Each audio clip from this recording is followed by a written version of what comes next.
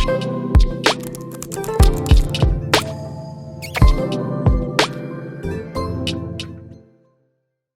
है जी हमारे पास production of X-rays और एक्सरेज क्या है और ये किस तरह से प्रोड्यूस होती हैं। अब एक्सरेज जो हैं वो हाईली एनर्जेटिक रेडिएशंस हैं और अगर आप इन्हें प्रोड्यूस करवाना चाहते हैं तो हम इनके लिए जो है वो हमेशा हैवी मेटल्स का इंतखाब करते हैं और हैवी मेटल्स की जो इनर ट्रांजिशंस हैं वो हमेशा जो है वो एक्सरे को जनरेट करने का सबब बनेगी। अब हमारे पास एक सेटअप है जिसको इस्तेमाल करते हुए हम एक्सरेज को प्रोड्यूस करवाना चाहते हैं। सिंपली हम क्या करेंगे जी, हम जो है वो एक कैथोड से हम इलेक्ट्रॉन बीम जनरेट करेंगे और वो जो इलेक्ट्रॉन बीम है वो एक टारगेट से जाके हिट करेगी, जो कि यकीनी तौर पर जो है आपके पास हैवी एलिमेंट होगा। यहाँ पर हम टंगस्टन यूज़ कर रहे हैं। अब वो जो इलेक्ट्रॉन जो कैथोड से आ रहे हैं वो टंगस्टन पे स्ट्राइक करेंगे और वहाँ से जो है उसके इनर शेल्स में से इलेक्ट्रॉन्स को रिमूव कर देंगे। अब जब इनर शेल्स में से इलेक्ट्रॉन्स रिमूव हो जाएंगे तो उसकी पोजीशन लेने के लिए वो जो इनर शेल्स हैं वहाँ पर जो खाली जगह बनेगी उसको फिल करने के लिए अपर लेवल से इलेक्ट्रॉन्स जो हैं वो आएंगे। अब जब अपर लेवल से इलेक्ट्रॉन्स उस खाली जगह को फिल करने के लिए आएंगे तो वो सर्टेन अमाउंट ऑफ रेडिएशंस को एमिट आउट करेंगी, जो कि यहाँ पे हमें एक्सरेज की फॉर्म में हासिल होंगी। अब जिन इलेक्ट्रॉन्स को हम फायर कर रहे हैं टारगेट की तरफ, उनकी काइनेटिक एनर्जी जो है वो इक्वल है जी हमारे पास E मल्टीप्लाई बाय पोटेंशियल वो जो कि आपने हाई पोटेंशियल सोर्स लगाया हुआ है उसके अकॉर्डिंगली उनकी एनर्जी होगी। देन अब हम ये सपोज करते हैं कि जो इलेक्ट्रॉन है जो एक्सेलरेट है यहाँ से स्ट्राइक करता है जाके टंगस्टन के साथ, वो टंगस्टन के शेल में से जो है वो एक इलेक्ट्रॉन को रिमूव कर देता है। अब हमारे पास के शेल में टंगस्टन के शेल में एक वैकेंसी जो है वो बन गई। अब पॉसिबिलिटी क्या है कि जी इस के शेल की वैकेंसी को फिल करने के लिए एल शेल से एक इलेक्ट्रॉन जो है वो जंप करता है और के में आकर पोजीशन ले लेता है। अब जब वो एल से के की तरफ जाएगा तो एनर्जी जो है वो एमिट आउट करेगा। अब वो जो एनर्जी एमिट आउट करेगा उसकी वो एनर्जी हम किस तरह से कैलकुलेट करते हैं, वो इन दोनों शेल्स की एनर्जी के डिफरेंस के इक्वल होगी। ई एल माइनस ई के से कैलकुलेट की जाएगी, जो कि इक्वल होगी हमारे पास एच इंटू एफ के अल्फ़ा के। अब यहाँ पे के अल्फ़ा जो है ये इस रेडिएशन को कॉरिस्पॉन्ड करने वाले जो एक्सरेज है उसको रिप्रेजेंट करती है। देन अगर एल की बजाय हमारे पास जो है वो एम जो है, एम से कोई इलेक्ट्रॉन जो है वो के में पोजीशन लेता है, देन जो एनर्जी एमिट आउट होगी वो डिफरेंस ई एम और ई के डिफरेंस के इक्वल होगी और उसके अकॉर्डिंगली हमारे पास जो है वो के बीटा जो है वो रेडिएशन जो है वो आ जाती है। अब ये जो के अल्फ़ा और के बीटा रेडिएशंस हैं ये इन जनरल करेक्टरिस्टिक एक्सरेज को कोरिस्पॉन्ड करती हैं, यानी कि ये टंगस्टन के उस पर्टिकुलर जो इनर ट्रांजिशंस हैं उसको कोरिस्पॉन्ड करेंगी और ये हमारे पास ग्राफ में जो है ये पीक्स को कोरिस्पॉन्ड करती हैं। जबकि जो इलेक्ट्रॉन जो है जो टंगस्टन फिलामेंट की तरफ मूव कर रहा था वो कंटिन्यूसली एक्सेलरेटेड होने की वजह से रेडिएशन एमिट आउट करेगा। इसलिए हमारे पास एक जो है कंप्लीट रेंज में जो है वो कंटिन्यूस एक्सरेज भी एमिट आउट होंगी, जिसको हम जो है ब्रैम स्टार्लिंग और ब्रेकिंग रेडिएशंस जो हैं वो कहते हैं। और इसीलिए हमारे पास जो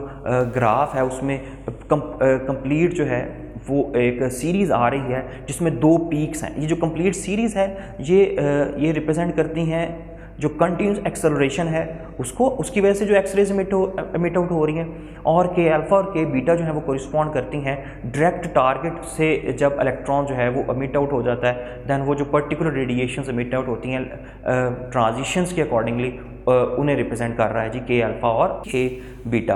अब एक्सरेज जो हैं इससे हम बहुत से जो हैं वो इसकी एप्लीकेशंस हैं, इनको हम बहुत जगह पर इस्तेमाल करते हैं। इनकी सर्टन प्रॉपर्टीज़ हैं, जैसे कि हम जो है वो एक्सरेज जो है वो बोन का हासिल करते हैं ये चेक करने के लिए कि जो वो फ्रैक्चर है या उसे किसी किस्म का कोई प्रॉब्लम तो नहीं, तो उसके लिए जो है हम जो है वो बॉडी में से जो है एक्सरेज पास आउट करवाते हैं। तो बोन्स जो हैं वो ज़्यादा अमाउंट ऑफ एक्सरेज जो हैं वो एब्जॉर्ब करती हैं, इसलिए उसकी जो है शेप अपीयर हो जाती है।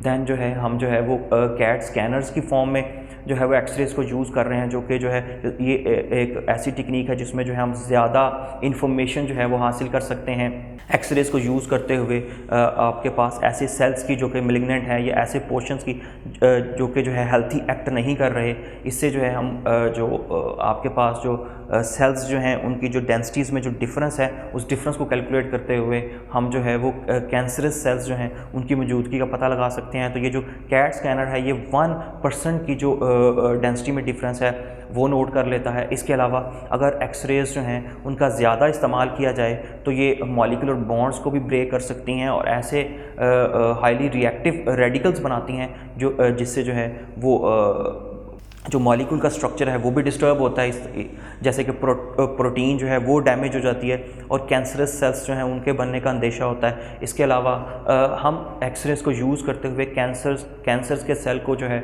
वो ख़त्म भी कर सकते हैं। लेकिन जैसे मैंने पहले कहा कि अगर ज़्यादा बहुतात में एक्सरे का इस्तेमाल किया जाए तो ये जो है ये ख़तरनाक भी हो सकता है, क्योंकि ये जो है ये सेल्स को डैमेज करती है। इसके अलावा नेक्स्ट है जी हमारे पास कि जी अगर आप देखें कि इलेक्ट्रॉन जो है वो हमारे पास एटम में अवेलेबल है, तो क्या ये इलेक्ट्रॉन जो है ये न्यूक्लियस में हो सकता है? क्या ऐसी पॉसिबिलिटी है कि इलेक्ट्रॉन जो है वो न्यूक्लियस में रह सके? तो उसके लिए हम अनस्टेनिटी रिलेशनशिप यूज़ करते हैं हाइजेनबर्ग का, जिसमें हमारे पास अगर हम पोजीशन और मोमेंटम जो है वो फाइंड आउट करें एक ही टाइम में, तो क्या हम फाइंड आउट कर सकते हैं? तो नहीं जी, हम पोजीशन और मोमेंटम जो है वो हाइजेनबर्ग रिलेशन हमें कहता है कि हम एक ही वक्त में फाइंड आउट नहीं कर सकते। लेकिन अगर आप इस रिलेशन को इस्तेमाल करें इलेक्ट्रॉन की पोजीशन फाइंड आउट करने के लिए विद इन द न्यूक्लियस, तो क्या हम उसकी स्पीड फाइंड आउट कर सकते हैं? तो अगर आप जो है वो न्यूक्लियस का साइज़ जो है वो डेल्टा एक्स को कोरिस्पॉन्ड कर दें कि जी जो न्यूक्लियस हमारा, क्योंकि वो 10⁻⁴ मीटर के साइज़ का होता है, तो उसके अकॉर्डिंगली क्या हम इलेक्ट्रॉन को न्यूक्लियस के अंदर फाइंड आउट कर सकते हैं? तो अगर आप ये ऐसा करते हुए उसकी वेलोसिटी कैलकुलेट करें इलेक्ट्रॉन की विद इन द न्यूक्लियस, तो वो हमारे पास आ जाती है जी 7.3 × 10 मीटर पर सेकेंड। ये वैल्यू जो है कि स्पीड ऑफ लाइट से भी ज़्यादा है। इन जनरल इसका मतलब ये है कि हमारा इलेक्ट्रॉन एटम में तो है लेकिन न्यूक्लियस में नहीं है, क्योंकि वहाँ उसकी स्पीड जो है वो स्पीड ऑफ लाइट से एक्सीड करती है, जो कि पॉसिबल नहीं है। तो हमारा इलेक्ट्रॉन जो है वो कभी भी न्यूक्लियस में लाई नहीं कर सकता। नेक्स्ट है जी हमारे पास लेज़र लाइट। लेज़र लाइट क्या है जी? लेज़र लाइट जो है ये एक intense monochromatic unidirectional coherent beam है जिसको हम मुख्तलिफ़ एप्लीकेशंस में इस्तेमाल करते हैं। अब लेज़र लाइट जो है इसको प्रोड्यूस करने के लिए हम एक स्पेशल टाइप की एमिशन को स्टडी करेंगे जिसको हम कहते हैं जी स्टिमुलेटेड एमिशन। स्टिमुलेटेड एमिशन और स्पॉन्टेनियस एमिशन में क्या फ़र्क है, इसे सबसे पहले देख लेते हैं। कि सबसे पहले जी हमारे पास फ़र्ज़ करते हैं जी हमारे पास दो स्टेट्स हैं, एक की एनर्जी जो है वो कम है जो कि ई है और दूसरे की एनर्जी ज़्यादा है जिसको ई प्राइम से रिप्रेजेंट किया गया है। अब हम जो है एक रेडिएशन जो है वो सेंड आउट करते हैं जो कि इस इलेक्ट्रॉन को एक्साइट करवाती है और लो एनर्जी स्टेट ई से ई प्राइम तक लेके चली जाती है। अब हमारा इलेक्ट्रॉन जो है वो एक्साइटेड स्टेट ई प्राइम में एग्जिस्ट करता है। कुछ देर के बाद जी ये जो ई प्राइम स्टेट है यहाँ से वो जो फोटोन जो एब्जॉर्ब हुआ था वो एमिट आउट होगा और हमारा इलेक्ट्रॉन दोबारा से ई प्राइम से जो है वो ई स्टेट में आ जाता है। इस एमिशन को हम जो है वो स्पॉन्टेनियस एमिशन कहेंगे। लेकिन अगर हमारा इलेक्ट्रॉन ई प्राइम से खुद ब खुद डिके नहीं करता और ई प्राइम एक ऐसी स्टेट है जो कि अनयूजली स्टेबल है जिसको हम मेटास्टेबल स्टेट कहते हैं, देन ये इलेक्ट्रॉन जो है वो अपनी एक्साइटेड स्टेट में एग्जिस्ट करता रहेगा ज़्यादा टाइम ड्यूरेशन के लिए। अब अगर आप इस इलेक्ट्रॉन को डीएक्साइट करवाना चाहते हैं कि जी ये दोबारा अपनी जो है वो ओरिजिनल स्टेट ई पर आ जाए, तो हम क्या करेंगे, इसके लिए हम सेम फ्रीक्वेंसी का जो है एक फोटोन सेंड करेंगे जो कि स्टिमुलेट करवाएगा हमारे इलेक्ट्रॉन को डीएक्साइट होने के लिए। तो जी हमारा वो जो इलेक्ट्रॉन है वो डीएक्साइट होगा स्टिमुलेटेड एमिशन से और दोबारा अपनी ओरिजिनल स्टेट में आ जाएगा। देन हमारे पास जो है यहाँ पे एक फ़ोटोन की बजाय दो फोटोन हासिल होंगे, यानी कि हमारी जो बीम है लाइट की वो इंटेंस हो जाएगी, उसकी इंटेंसिटी बढ़ जाएगी। कैसे होगी? स्टिमुलेटेड एमिशन से। अब इस प्रोसेस को ज़रा और बेहतर अंदाज में देख लेते हैं कि जी स्टिमुलेटेड एमिशन करवाने के लिए हमें जो है पॉपुलेशन इन्वर्जन की ज़रूरत पड़ती है। अब पॉपुलेशन इन्वर्जन सिंपली क्या है कि जी हमारे पास जो है वो किसी भी गैस के लिए जो हैं वो ग्राउंड स्टेट में कुछ जो है उसके एटम्स थे, हमने उन्हें एक्साइट करवाया किसी भी तरह से इलेक्ट्रॉनिक पंपिंग के थ्रू कि जी वो एक्साइट होकर जो हैं वो उसके हायर लेवल्स में उसके इलेक्ट्रॉन जो हैं एटम्स जो हैं वो चलते चले जा रहे हैं। अब जी ज़्यादा एटम जो हैं वो एक्साइट हैं और कम एटम्स जो हैं वो लो ग्राउंड स्टेट लेवल पे एग्जिस्ट करते हैं। अब हमारे पास जो एक्साइटेड स्टेट है उसकी जो नॉर्मल टाइम ड्यूरेशन है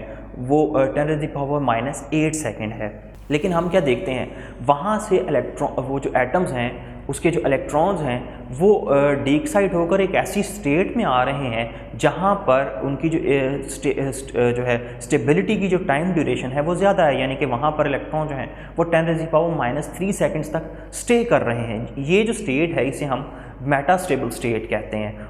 और जब हमारे पास जो है किसी भी गैस के जो एटम्स हैं उसके जो इलेक्ट्रॉन्स हैं वो ग्राउंड स्टेट की निस्बत एक्साइटेड स्टेट और मेटास्टेबल स्टेट में ज़्यादा हों तो हम ये कहेंगे कि जी पॉपुलेशन जो है वो इन्वर्ट हो चुकी है। अब एक्साइटेड लेवल्स में इलेक्ट्रॉन्स की तादाद जो है वो ज़्यादा है, ग्राउंड लेवल्स में इलेक्ट्रॉन्स की तादाद कम है। देन हम क्या होगा, जब हमारे पास पॉपुलेशन इन्वर्जन हो जाएगी तो अब अगर आप पर्टिकुलर वेवलेंथ का एक फोटोन सेंड करें जो कि जिसकी एनर्जी जो है वो मेटास्टेबल स्टेट के अकॉर्डिंगली हो, तो क्या होगा कि वो जो आने वाला इलेक्ट्रॉन है वो तमाम एक्साइटेड जो आपके पास इलेक्ट्रॉन्स हैं उनको डीएक्साइट करवाएगा, स्टिमुलेट करेगा उनकी डीएक्साइटेशन में, और तमाम के तमाम जो है वो इकट्ठे डीएक्साइट करेंगे और हमारे पास एक इंटेंस बीम जो है फोटोन की वो हासिल होगी।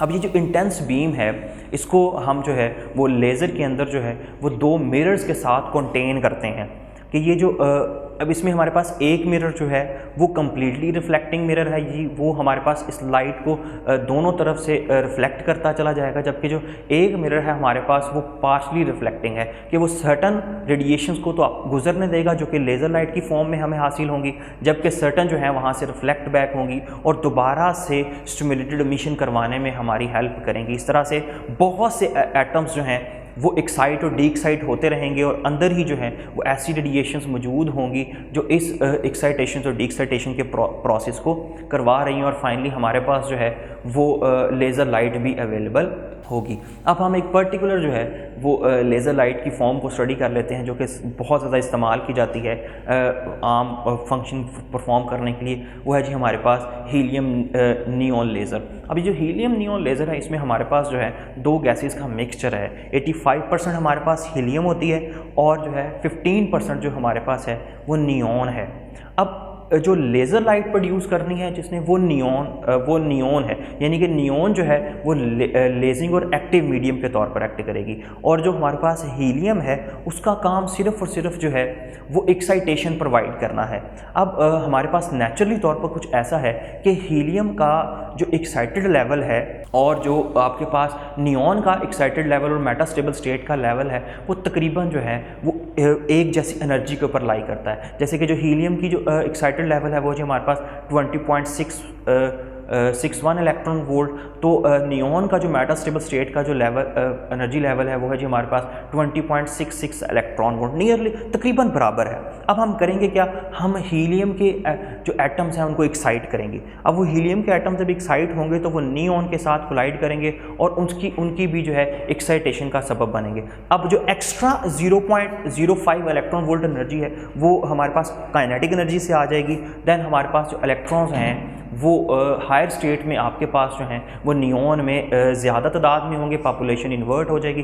देन अगर आप एक फ़ोटोन सेंड करेंगे तो वो फ़ोटोन जो है वो स्टिमुलेटेड एमिशन का सबब बनेगा और हमारे पास नियॉन के जो एक्साइटेड एटम्स हैं उसके इलेक्ट्रॉन्स जो हैं वो डीएक्साइट होंगे और हमारे पास एक इंटेंस बीम हासिल होगी जिसकी एनर्जी जो है वो 18.7 इलेक्ट्रॉन वोल्ट है और 20.66 इलेक्ट्रॉन वोल्ट के कोरिस्पॉन्डिंग होगी, यानी कि उसकी जो एनर्जी है वो हमारे पास जो है वो 1.96 इलेक्ट्रॉन वोल्ट होगी और उसकी जो वेवलेंथ है जो लाइट एमिट आउट होगी वो 632.8 नैनोमीटर है जो कि रेड विजिबल रीजन में लाई करती है। इस तरह से जो है हमारे पास रेड इंटेंस बीम, मोनोक्रोमेटिक जो है और यूनिडायरेक्शनल जो बीम जो है वो हमें हासिल होगी।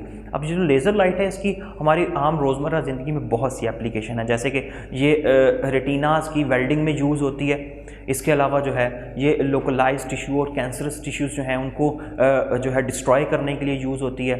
इसके अलावा ये जो लाइट है हमारे पास जो है वो ऐसी जगह पर ड्रिलिंग करने के लिए यूज़ होती है जहाँ पर जो है वो नॉर्मल हम ड्रिलिंग नहीं कर सकते। ये फोकस्ड बीम और हीट जो है वो जनरेट करती हुई बीम जो है ये ड्रिलिंग में यूज़ होगी। इसके अलावा ये फ्यूजन रिएक्शन को करवाने के लिए इसका इस्तेमाल किया जा रहा है, और सबसे ज़्यादा इसका जो यूज़ है वो हम टेलीकम्युनिकेशन में कर रहे हैं ऑप्टिकल फाइबर्स को इस्तेमाल करते हुए। इसके अलावा जो आजकल जो हम सबसे ज़्यादा एडवांस किस्म की टेक्नोलॉजी 3D टेक्नोलॉजी इमेजेस के लिए यूज़ कर रहे हैं, उसमें भी इसे इस्तेमाल करते हैं होलोग्राफी में। होलोग्राफी जो है ये एक ऐसी टेक्निक है जिसमें हम मुख्तलिफ लेज़र बीम्स को इस्तेमाल करते हुए जो है 3 डायमेंशनल इमेजेस जो हैं वो वर्चुअल इमेजेस जो है वो क्रिएट कर सकते हैं। कुछ एमसीक्यूज देख लेते हैं जी। Which of the following element can not generate x-ray, वो कौन सा एलिमेंट है जो कि एक्सरे को जनरेट नहीं कर सकता। तो एक्सरे की जनरेशन के लिए हमारे पास जो है वो हैवी एलिमेंट्स होने चाहिए। तो वो एलिमेंट जो कि लाजमी तौर पे जो है लाइटेस्ट एलिमेंट है वो एक्सरे जनरेट नहीं करेगा। तो हीलियम क्योंकि लाइटेस्ट एलिमेंट है ये एक्सरेज को जनरेट नहीं करता, तो ए ऑप्शन हमारे पास करेक्ट है। देन है जी the continuous spectrum of x-ray is due to, जो कंटिन्यूस स्पेक्ट्रम है एक्सरेज का वो किस वजह से होता है, वो किस इफेक्ट की वजह से है, वो ब्राम-स्टार्लिंग इफेक्ट और ब्रेकिंग रेडिएशंस की वजह से है। देन जी हमारे इसीलिए हमारे पास जो सी ऑप्शन जो है वो हमारे पास करेक्ट है। लास्ट पे जी हमारे पास है जी a metastable state is an excited state in which an electron is. Metastable state में इलेक्ट्रॉन का बिहेवियर कैसा है, वो यूजली स्टेबल होता है, यूजली अनस्टेबल होता है, अनयूजली स्टेबल है या अनयूजली अनस्टेबल है। तो जी मेटास्टेबल स्टेट्स जो हैं ये ऐसी स्टेट्स हैं जहां पर इलेक्ट्रॉन जो है वो अनयूजली ज़्यादा देर तक स्टे करता है, इसीलिए हम इनको अनयूजुअल स्टेबल स्टेट कहते हैं। तो इसकी जो इसमें हमारे पास जो सी ऑप्शन जो है वो हमारे पास करेक्ट है।